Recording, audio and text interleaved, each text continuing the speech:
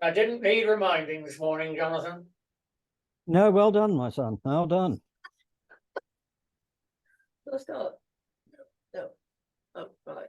Okay. Sit there quietly and rest. Now we've got 2 minutes to go. Can I say something? You can talk all you like, yeah. But don't start on the... No, just about the food again. Sort of, if you're from the north, like what I am, we still say breakfast, dinner at dinner time, and tea at tea time, but it's not dinner. But then we did change in our family, and I cooked an evening meal, and we weren't quite sure what to call it. But it's a sort of a class thing, and it's also a regional thing, because the further south you go, the more likely they are to call it dinner or supper. I'm inviting people for supper, and you think, how weird. Does that mean you're inviting people around for 11 o'clock and then they're all going to go to bed? How peculiar. And they mean evening meal. Whereas in the north, my mind is still thinking that is tea time. That is when you have your evening meal. And it's a very regional thing. But there's also the afternoon tea idea, with little sandwiches and cakes and cake stands and yes, that's another thing. That's my favourite meal. Oh, yeah. Moor Hall do a very nice afternoon tea. I think a lot of places do now. They're all kind of in competition with each other, because it's come back as a thing. It is mainly ladies that do it. Has to be admitted. It is mainly ladies sitting around. I have difficulty getting my little finger to behave properly. It's all posh and proper china and proper cups, and might even be a teapot and a sieve. Yes, absolutely. Strainer. And it's real tea, and it's done in the oldie worldy way. I don't understand why there's so much fuss about Yorkshire tea, because they can't grow tea in Yorkshire. Right. Not for lack of trying. Good morning, everyone. How nice to have you with us. The sun's shining here, and Judy is primed and raring to go, with some lovely beads on this morning, which you won't see, because beads really chunky. She's in the bohemian phase this morning. Judy, off you go, my dear. Right, good morning, everybody. Lovely to see you, and welcome back, people who've been away or away on holiday. Continuing the reign of Henry III, but I'm going to bump him off at the end. Right. So the next king will be Edward I, and more. Well, we'll say more happened in his reign, but it's more various. There's more variety, because he was a warrior king.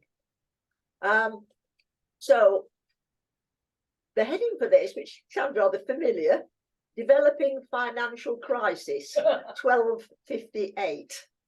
We're used to developing financial crises. So this is a link with the past, obviously.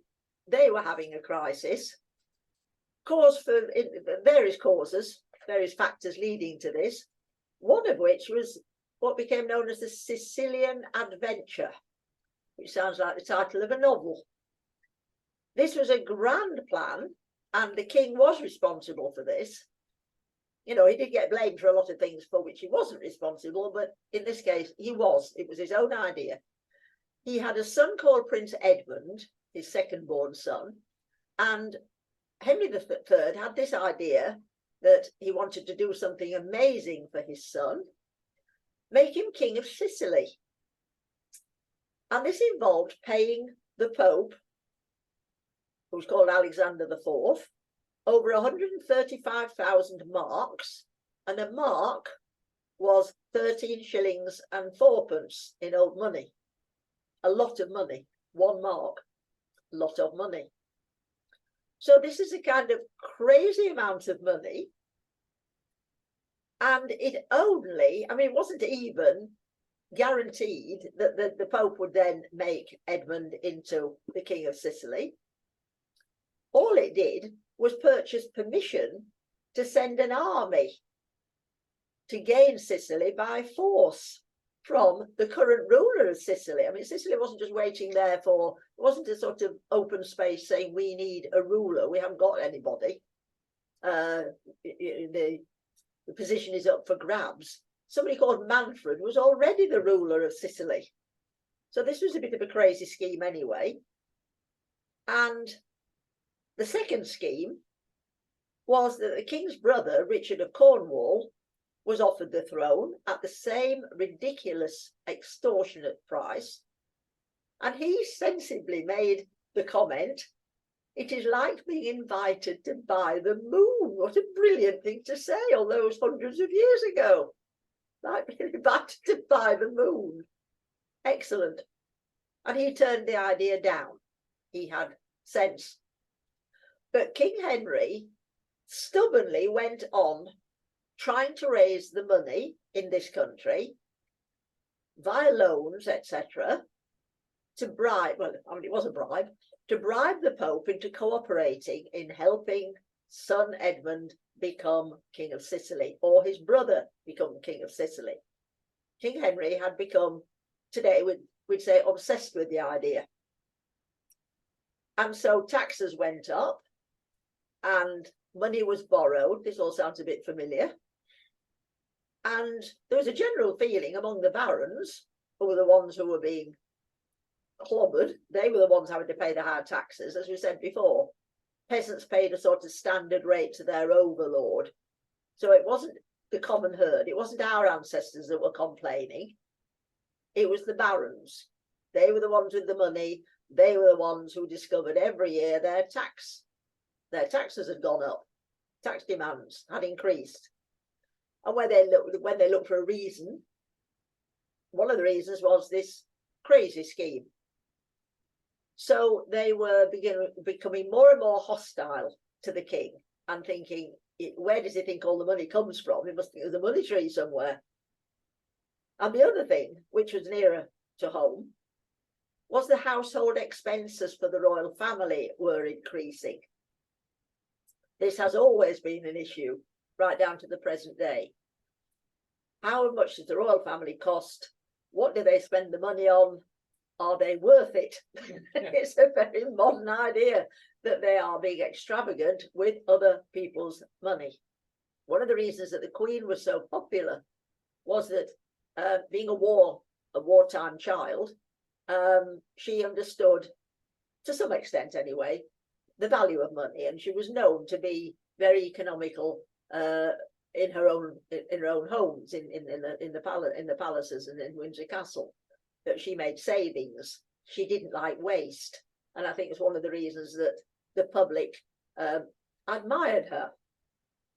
Unlike her mother. So, I might say, unlike her mother, and the Queen Mother apparently just ran amok when it came to money. She just didn't understand it at all, and got into debt and had racing debts and kept buying racehorses and drinking expensive drinks and buying Castle of May, and just did not really understand money. Didn't understand that there wasn't a sort of constant, steady supply. And Henry III seemed to be in that same category as the Queen Mother. And I watched a programme, I think it was last night, the night before, when I couldn't find anything else to watch, about Andrew and Fergie. Channel 4. Anyway, very interesting, royal money. And the fact that Andrew and Fergie, Prince Andrew and his wife, Sarah Ferguson, seemed to have no concept of the value of money and just spent wildly and extravagantly, and then wondered why they were sort of massively in debt. And then went on buying things even when they were in debt, or when she was in debt. And Henry III seemed to be in this same category. No curbs on expenditure, taxes used to cover the royal costs, so to tax people more heavily. And rich gifts were made by the king to his relatives and his in-laws and stepbrothers and stepsisters and so on. He was a very generous person, and he liked the attention it gave him, or the credence it gave him. It gave him some sort of a boost to be generous to everybody. But it was at somebody else's expense. It was the barons that were constantly having to pay more money, and they were becoming more and more resentful and, in fact, furious. They'd become mutinous and they'd become vengeful. They wanted to get their own back on the king. They no longer had respect for him.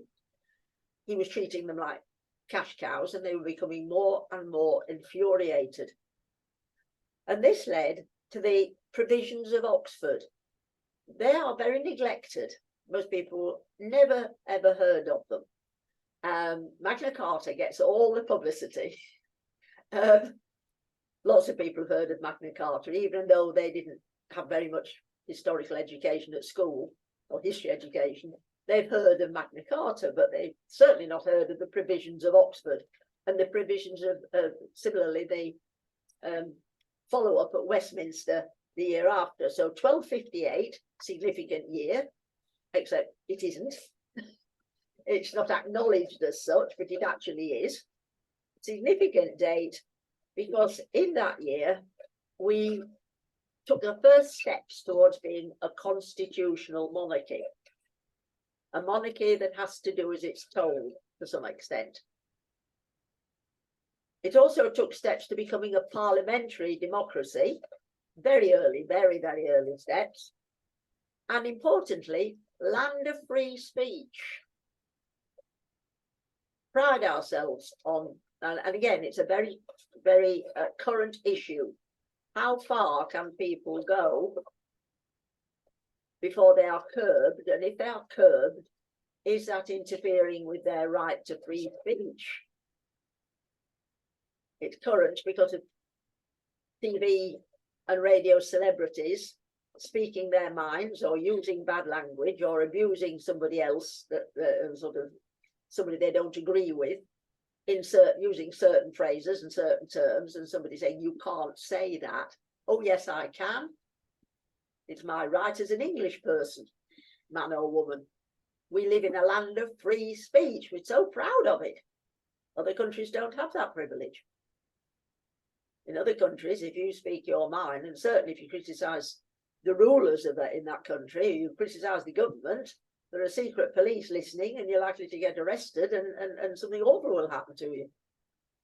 So we've always been proud of this. So when did it start? Well, the Victorians thought it started in Saxon times. This very great privilege, this great advantage that we had over other countries. And then it disappeared under the Normans, but now it's kind of coming back, the idea of free speech. So the provisions of Oxford, a long document, 24 barons had formed a kind of committee, which again, a kind of modern idea to sort of regard it as, it wasn't one person's idea, it was a committee decision. And England's government would be transferred from the monarch to a council of 15 with the following responsibilities: appointing the great officers of state, e.g. Lord Chamberlain. Second, controlling the exchequer. C, supervising the sheriffs and local officials, checking for corruption or ill treatment of people. Next one, having power to advise the king in good faith regarding the government of the kingdom. You might be thinking, well, that's happened before, surely. Kings had an advisory body, the Houses of Parliament, the Lords. Well, they did, but they didn't have to take any notice of them. You can have advisors, but you can sort of ignore them, which means that they are pretty, well, they're not useless. Their advice might be good, but if it's ignored, then they are pretty powerless to do anything about it. So this is stepping up the idea that the monarch can't just do what he or she wants, particularly regarding money. So the document emphasised that the task of the monarch was to guarantee the well-being of all the people. That's very interesting, in Latin, of course, all the people. Did they mean the peasants as well? Well, it doesn't go into detail, but yes, it sounds as though it means our ancestors, the humble serf, the half-free, the bondmen, all the people, i.e. the community of the realm. That phrase was used, the community of the realm. So actually, this is as important as Magna Carta,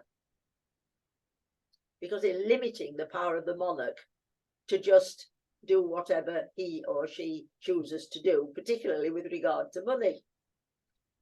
So this document enshrines the concept that English monarchs had limitations of power, they were not absolute monarchs, and they had an obligation to rule over their subjects wisely and well. And of the barons, the 24 that formed the kind of committee, and one of the barons that was going to be on the group that were going to control the king was Simon de Montfort, who you probably have heard of because of de Montfort University in Leicester, called after him. He was actually, he'd married into the royal family. He'd married Henry III's sister, Princess Eleanor. So he was in the royal group. He was in with the royal family. But he's a very, very important personality, a very important person because of the way things progressed from 1258. He was the mastermind, you could say, behind this control of the king and control of his expenditure. So what do we know about Simon de Montfort? Well, as his name suggests, de Montfort, it's French, born in France around 1208. We're not absolutely certain sure because he wasn't famous when he was born. So around 1208. But he was the son of a famous soldier, so he came of good stock, you could say, good background. In the year 1230, he came to England and claimed the earldom of Leicester and celebrated the fact that he did become Earl of Leicester by doing something which would ensure his popularity. It was always a good move, expel the Jews or be nasty to them. In some countries, it was enough to be nasty to them, but expelling them was very popular because, as we've said before, the Jews were allowed to lend money with interest. Christians were not allowed to. It was called usury. It was a sin. Jews obviously weren't Christians, so they didn't have this restriction. So, and because they were so restricted in what else they could do, because of anti-Semitism, they were banned from the professions, they were banned from teaching, they were banned from university, etc., etc., etc. What they were left with, I mean, in some countries, they weren't allowed to own land. So what they were left with was ability to lend money, to become money lenders. They were then blamed for being money lenders. But it was really because so many of the other professions or career outlets were banned. They couldn't follow these jobs or these professions. So they were then blamed for being good with money and charging interest on loans. So it was a very popular idea was to throw them out, and that left the loans. You didn't have to pay them, obviously. If they'd been thrown out of the country, go and find a country somewhere else. In other words, turn into refugees, go and find somewhere else to live. We don't want you here, or we don't want you in this city. So he didn't kill them, but he expelled them from Leicester, and it worked. It was a popular move. And then in 1238, so he'd be about 30, he secretly married Princess Eleanor. And then he did another very popular thing. 2 years later, volunteered to be a crusader. People made remarks about perhaps his marriage wasn't very happy. He was trying to escape. But it wasn't that. It was a popular thing to do. And we don't know what his motivation was. He was a scheming sort of character. He was manipulative. Whether it was a genuine religious call to be a crusader, we don't know. or whether it was because it was a popular thing to do is more likely. Got lots of brownie points if you volunteered to be a crusader, and he did volunteer. He then became governor of Gascony, and that sort of went to his head, and he became even more ambitious and powerful and arrogant and full of himself, because his career was going so brilliantly well. He hadn't had any setbacks up to now. He married into the royal family, Earl of Leicester, and governor of Gascony. You know, it's absolute meteoric rise to fame and fortune. He didn't have much time for his brother-in-law, his father-in-law rather. No, sorry, his brother-in-law. He didn't have very much time at all for the king. He thought he was sort of wet and weak and feckless and pathetic, and spending all his time thinking about architecture and cathedrals. That he didn't. They were very, very different. Very, very different. Simon de Montfort was a go-ahead character. He was a warrior, a man's man, and he had contempt. We realised he had contempt for the king. Didn't rate him at all. So people were predicting trouble even before there was any. And in 1261, Henry III gained some of his lost authority, because some of the barons felt that things were going the wrong way. There was too much talk of dissension and disloyalty, and they rallied round the king. In later centuries, they would be called royalist. They supported the king because they felt that he was being treated badly, being criticised, and it wasn't all his fault. And so de Montfort left England and went to his estates in France. He decided that the wise thing to do was to sort of back away for a while, as his name kept being brought up as how disloyal he was, considering he's part of the royal family, how disloyal he was, what a troublemaker he was, a dissenting voice. And he took the hint and left, which he could, and went to his estates in France. But he didn't stay there long. He came back partly because people wrote to him and said, please come back. The king's still spending money like water, and somebody needs to do something about it. And he was invited to be the leader, and he couldn't resist that, the idea of being the leader of this faction, because he was so ambitious and egotistical. He couldn't resist the challenge. So yes, back he came, and another civil war broke out between the barons and the king. And then in 1264, a key battle, the Battle of Lewes. They took Henry III plus his heir, Prince Edward, the Lord Edward he was called, prisoner. And de Montfort was, for a time, they thought he'd died and gone to heaven. He was a virtual leader of this country. He was virtually ruling the country on behalf of the king. The king had been captured, therefore wasn't ruling, and the heir to the throne had been captured, and therefore wasn't acting as regent. So for a time, de Montfort was top of the tree. But obviously, this could not continue. This was an interim arrangement. But then, again, this is a sort of key date, 1265, January, New Year 1265. De Montfort summoned the first recognisable parliament.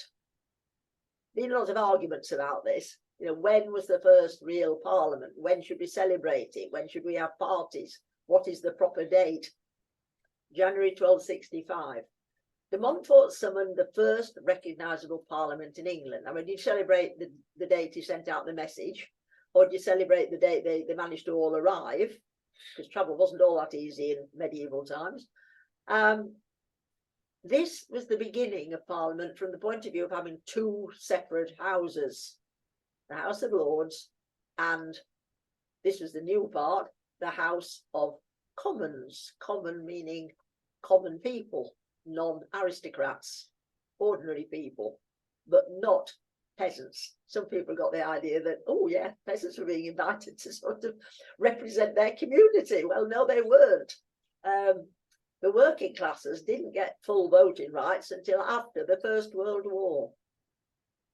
We're so proud of our democracy and so proud of telling other countries that they should follow suit and they should have democracies like we've got because, you know, we're leading the way. But in fact, it was incredibly limited. For hundreds and hundreds of years, it was the middle class people who had the vote, if they were lucky, if they lived in the right kind of area. It was a very messy system. It started off being efficient and then got more and more peculiar as the centuries went by, leading up to the 1832 Reform Act, which revealed all these weird and wonderful anomalies. We were even proud of that. Oh, well, it's the British way, you know, it sort of developed over centuries. Of course, it's a bit strange, but, you know, it's a bit eccentric, but no, that's the British way. We don't enforce things on people, we just let things develop.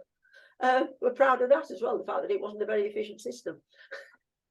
But it was not true democracy. That's the sort of myth that we have democracy. So the de Montfort idea was to have these two houses. The House of Commons would consist of, and it wasn't going to be noblemen, that was what was important. Noblemen would be represented in what became the House of Lords, and is still the House of Lords, although most of the lords now are not born lords. But the new idea was to summon representatives from the shires, the countryside, rural areas, and towns. That was the really radical idea. Knights of the Shire, and they're still called that, and burgesses, people who lived in a town, townsmen who held property. They have to qualify to be representatives. And they would be the first MPs, members of Parliament, representing not exactly ordinary people, but people who were not noble. Knights of the Shire and burgesses. So very important that both were going to be represented. Two opposing interests in a way. Knights of the Shire representing rural constituencies, you could say, and burgesses representing urban constituencies, using that word, constituencies. Pretty amazing, 1265. So that is a date to remember, 1265, the beginning of our famous Houses of Parliament, the two-house system, copied now by many, many other countries, because we promoted this, of course, when we had an empire. Other countries should copy us because, you know, we've got this excellent system, constitutional monarchy, restrictions on the power of the monarch or the ruler, and this amazing system whereby you discuss things and ordinary people are represented. Very exaggerated in Victorian times. The Victorians were great at selling Britishness abroad, partly because of the empire, but also because we genuinely thought we were top nation. And so, you know, we're trying to sell our ideas to other countries in Europe. So it wasn't really ruled by democracy. That was all sort of spin and marketing over centuries, really, promoting the idea that we'd invented this brilliant system. It was really a stratagem to control the king and his royalist barons. So the idea was that it was a system of checks and balances, it's called, checks and balances. It wasn't intended even to be a permanent fixture. It became a permanent fixture, but it wasn't intended at the time. It was just used at the time to control the existing situation. And at first, both houses actually met in the same room. They only separated in the following century. And 100 years later, they had separate meetings. And initially, the Parliament, and it means in French, of course, a place of talking. parliament, where you talked things over, you discussed things. It was an advisory body. It had no power to legislate. In the early days, this group couldn't make acts of parliament. That was something else that developed. It was an advisory body. They would give advice or warnings, but they couldn't change the law. The chosen representatives had what we now call power of attorney, power to give consent on behalf of those who sent them. I mean, we all know about power of attorney because we've dealt with it probably. Power to give consent on behalf of those who sent them. Delegates, really. So the people, the Knights of the Shire and the Burgesses were sort of delegates. Then 1265, same year, an assembly was called specifically to consider a major question. What to do with Prince Edward, who had been taken hostage? Do we pay a small fortune to get him out? As we are talking about royal expenses, do we leave him having been captured, or do we pay to get him out? What do people think? This is a sort of a bit of a knotty question as we are talking about royal expenses. Well, luckily they didn't have to make a decision, because it would have been a bit of a hot potato. I mean, if they said, no, we don't care, leave him in captivity, the king wouldn't have exactly been delighted. It was his son and the heir to the throne. But if they'd said, oh no, we've got to get him out, however much it costs, that wouldn't have gone down very well either. Luckily, Edward did the honourable thing and escaped. So he didn't need to make this decision about, do we pay a vast amount of ransom money to to get him out of captivity. He escaped. So it was resolved. And the Civil War then started up again. The royalist barons and the king against Simon de Montfort and the rebel barons. And then that leads us to the Battle of Evesham, which is another key date. A very, very decisive medieval battle. 2nd of August 1265, so this year is really significant, by a royalist dawn attack at Kenilworth. The castle was actually held by de Montfort's son, also called Simon, but held on behalf of his father and the anti-royalist supporters. And then there was a night march, and de Montfort Senior was trapped Kenilworth. Many of his royalist supporters had defected, possibly because personality enters into this. But there is a section in the national curriculum now. How much does personality count when we're looking at situations, historical situations? How much does personality count? It went out of fashion because the Victorians had promoted individuals and taught history through heroes and heroines, because that's what they loved. Heroes and heroines, somebody you could actually look up to. And they'd put Richard I on the pedestal, of course, and Alfred the Great on the pedestal, and Queen Victoria, who didn't really deserve it, but she was on a pedestal. And then that went really out of fashion. Really out of fashion. The idea of promoting certain people and saying, oh, they achieved fantastic things.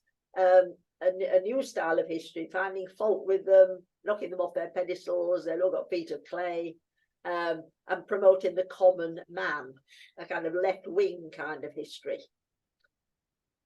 So saying that Prince Edward was popular and therefore significant wouldn't have gone down very well in the way of teaching history from, well, following the Victorians, where it was knocking people off their pedestals and saying they weren't all that wonderful anyway. Prince Edward apparently had the kind of personality that won hearts and minds, and his father didn't have. Prince Edward was everything his father wasn't. Sort of outgoing and confident and attractive and a warrior, because people still hungered after a king who could ride into battle looking good and sort of defeat his enemies. It made people feel safe. You know, if he could defeat his enemies in this country, he could go abroad and defeat enemies elsewhere, enemies of England. So Prince Edward had charisma, which Henry III didn't have. So there was the feeling that the tide of events are swinging back in favour of the royal family. And certainly the royalist army was bigger than the, you could say, rebel army led by Simon de Montfort. And Simon de Montfort faced up to this and actually famously made this remark: God have mercy on our souls, for our bodies are theirs. Meaning, we're all doomed to die, but we're going to fight anyway. So he maintained his status and historical status because he faced up to the situation, which was dire. The royalist army was very much larger and better equipped than his army. He chose not to retreat, and he wouldn't parley, and parley again is a French word meaning parley, meaning speak, sue for peace, come to some arrangement. He wouldn't do either. He knew that he would probably die and that half his army would die. You might say, well, what kind of a decision is that then, where you're willing to sacrifice other people? But in those days, his comment was seen as how very brave and how noble and valiant, etc. He got lots of brownie points for, which is why the statement has survived. God have mercy on our souls, for our bodies are theirs.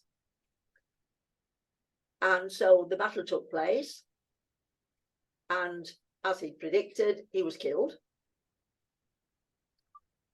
And then an awful thing happened, considering that we were at this time in the middle of a sort of, wasn't a religious revival, but religion was so important. There were cathedrals being built all over the place. There were abbeys and nunneries and priories being built everywhere. Hundreds and hundreds of people were willing to become monks and nuns, give their lives to Christ.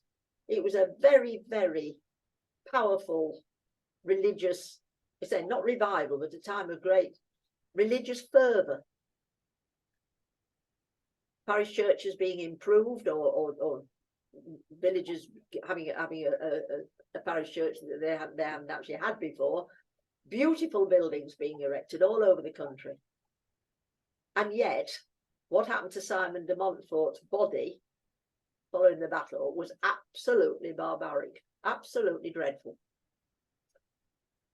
And there can be no excuse for it. In a Christian country where Christianity was absolutely up front, people were leaving money to the church. It was what people did when they died. They left more money to the church than to their families. They left land so that a monastery could be built, or a place of worship, a wayside chapel.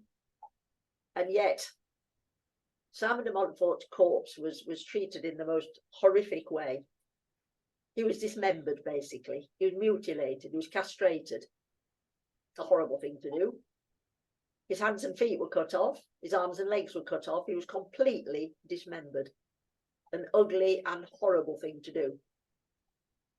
And then his hands and feet, his arms and legs were sent around England to be put on a pole and labelled, for those who could read, or a herald would announce what had happened, and it was seen as a deterrent. It was used as a deterrent, and that continued, of course, chopping people's heads off and then putting their heads on a pole and putting them on the Tower Bridge or on the Tower of London, the ramparts of the Tower of London, as a deterrent. That continued right through Tudor times. But the idea of actually dismembering somebody was so primitive and barbaric and ugly that it made this battle famous for all the wrong reasons. And people at the time were shocked, and people in other countries were shocked. It damaged our reputation considerably. How could they do this to how could this have happened? It was totally unchristian. It was seen as un-English. It was just such a primitive thing to do. The body was buried in Evesham. All the parts eventually gathered together, and the body, poor dismembered body, was buried in Evesham Abbey. And then, and this is very significant, his tomb became a place of pilgrimage. People felt that he died as a martyr, that he died for freedom. It was a bit of an exaggeration, but that was the reputation he gained following his death, that he died in such a horrible way, but it wasn't wasted. He would have gone straight to heaven. He was a martyr. He was almost a saint. He was never canonized because he wouldn't have qualified, but he became what we call a people's saint. Our ancestors did go to Evesham Abbey and they left offerings at his tomb, and they believed that miracles took place. And if they said miracles took place, then probably faith healing did take place, because it's the faith that counts. So in death, Simon de Montfort became even more famous than he could have ever imagined, and his fame continued. And then, just to end the reign, the king gradually allowed his heir, the Lord Edward as he was called, to take more responsibility. And that was a very popular move. As we said, Lord Edward was a popular figure. He had charisma. And so the king was left free, because he found all this very worrying. He didn't really know what to do about these civil wars. He didn't really have a plan. He spent the last few years of his reign happily doing what he understood and what he did best, redesigning and rebuilding Westminster Abbey and many other abbeys. That was what he really wanted. He was an artistic man. He wasn't a down-to-earth worldly man at all. He was in the wrong position. He wasn't king material. And he did become respected in old age. And there was a period of calm and tranquility following these awful civil wars and these awful battles. And he was gradually honoured because of his piety. He was a very, very pious Christian, and his love of beauty and religion. People honoured him for that. And the country was being well governed by this time. And so 1272, the king died after a series of mini strokes. And the Queen Eleanor, who'd been so unpopular because she was blamed for the extravagance, although that was a little bit unfair, she did love beautiful clothes, and she did love beautiful jewellery, and she did spend money as if it did grow on trees, but she certainly wasn't the only one. She did what became almost a standard, a sort of traditional thing. She retired to a nunnery. And nunneries did gradually become like retirement homes certainly for women, for important women, noble women and royal women, that they went to live in a nunnery. They took a lot of money with them. It was called their dowry. They took some of the vows of nuns. Some of them dressed as nuns. They didn't have to. They could continue wearing their own clothes, but usually to show respect to the place where they were living, they did dress more as nuns in a simple way. But they could keep their servants, well, a limited number of servants. They didn't have to eat the nunnery convent food, which would be very, very simple. It was a retirement home, and if they deteriorated, it was sort of like a geriatric home for geriatric people, and that became a sort of standard thing. If they chose to, and it became a popular thing to do, so that they tidied themselves away, went to live in a nunnery, in a convent. The convent benefited from having a royal patron, and they benefited financially. So that's what the Queen did. She went to live in a nunnery, and the Lord Edward came to the throne peacefully. Peacefully, that's very important. And his father was the first royal burial in the newly built Westminster Abbey.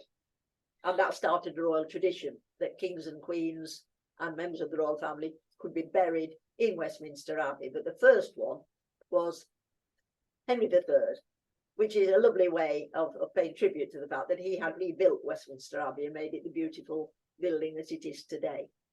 So not next week, the week after, we will start the reign of Edward I, which is very exciting in all sorts of ways. I'm sure you know he's called the Hammer of the Scots. He was also the Hammer of the Welsh, although he didn't gain that title. And he built Welsh castles. They're called the Edwardian castles. He built many of the Welsh castles that you've probably visited. So that was interesting. And other exciting things happened during his reign. So we will have a look at the reign of Edward I, the Hammer of the Scots. And you'll probably enjoy that more than the people that we have been dealing with, because he is interesting in his own right. And also, you probably remember, he married a wife called Eleanor, very popular name, Eleanor of Castile. And when she died, he was absolutely heartbroken. So he comes over as a real person. And he was the king that decided to honour his wife wherever her cortege had rested, had stayed on the long journey back to London. She died in Northamptonshire. He ordered a cross to be made, a permanent cross to say, this is where my wife's body rested. What a wonderful way to have his wife remembered.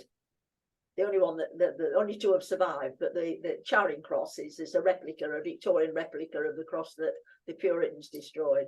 So Charing Cross, the station's called after Charing Cross, one of the Eleanor crosses. So I think we warmed to Edward I if he'd done nothing else. If he'd only done that, if he'd done that amazing tribute to a much loved wife and queen, I think we would want to know more about him. So Edward I in a fortnight. Thank you, Judy. Thank you for listening. Can I have a quick word with people, please? No, you said it. Oh, I'll turn around a bit.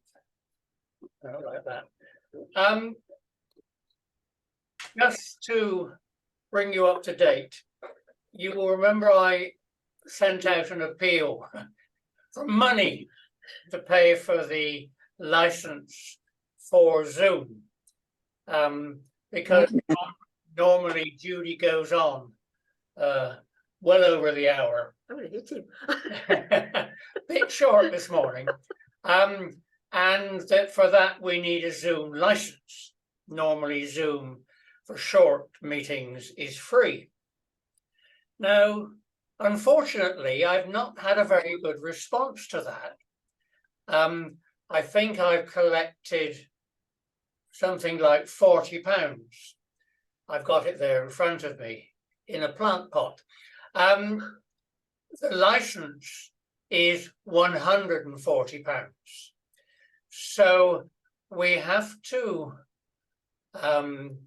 ponder whether this is just people in the group hastening slowly to send their contribution, or whether we've reached a stage when we have Judy performing in, I was going to say in still life.